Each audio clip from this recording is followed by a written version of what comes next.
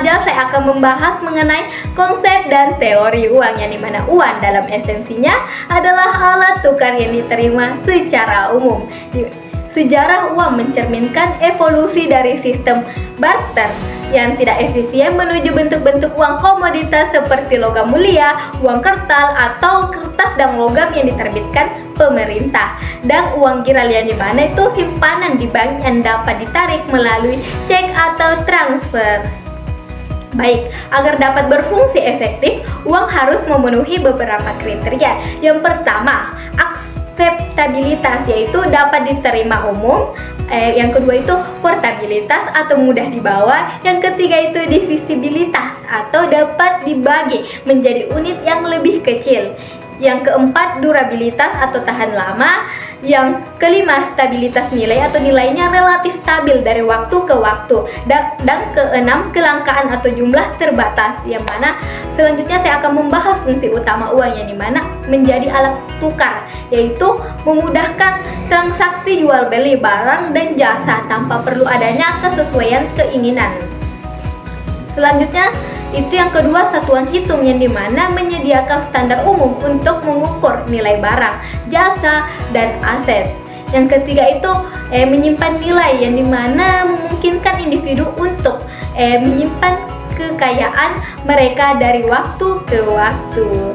Baik, jenis-jenis uang yang dikenal saat ini meliputi uang kartal atau uang kertas dan logam, uang giral atau saldo rekening koran, dan uang kuasi atau deposito berjangka dan tabungan. Perkembangan teknologi juga memunculkan jenis uang baru seperti uang elektronik atau e-money dan aset kripto. Baik, selanjutnya saya akan membahas teori permintaan uang dalam ekonomi konvensional. Teori permintaan uang berusaha menjelaskan faktor-faktor yang memenuhi jumlah uang yang dipegang oleh masyarakat.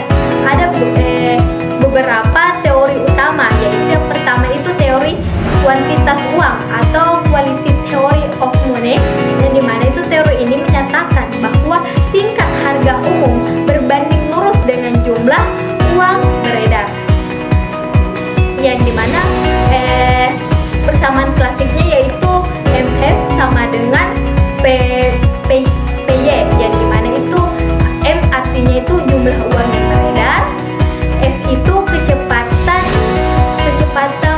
peredaran uang, yang ketiga itu P tingkat harga umum, Y itu pendapatan nasional real. Baik, itu saya akan membahas teori preferensi likuiditas Keynes, yang dimana teori ini menyatakan bahwa permintaan uang dipengaruhi oleh tiga motif utama, yang dimana itu motif transaksi, dimana motif transaksi ini yaitu permintaan uang untuk membiayai transaksi sehari-hari. Yang kedua itu motif berjaga-jaga, di mana permintaan uang untuk menghadapi pengeluaran tak terduga. Yang ketiga itu motif spekulasi, di mana permintaan uang untuk memanfaatkan peluang keuntungan dari perubahan suku bunga. Baik, selanjutnya itu uang dalam ekonomi konvensional, di mana dalam sistem ekonomi konvensional uang memainkan peran sentral dalam menggerakkan aktivitas ekonomi.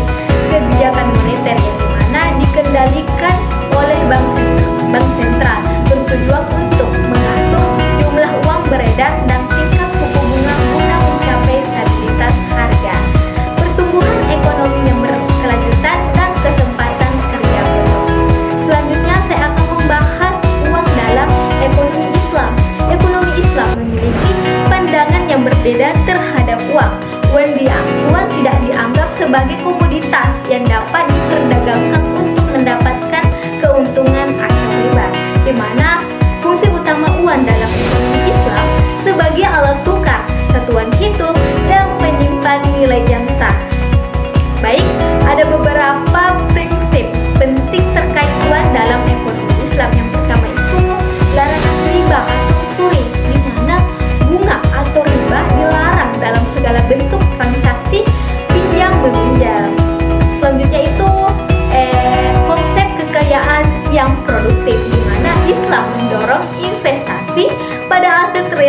kegiatan produktif yang memberikan manfaat nyata.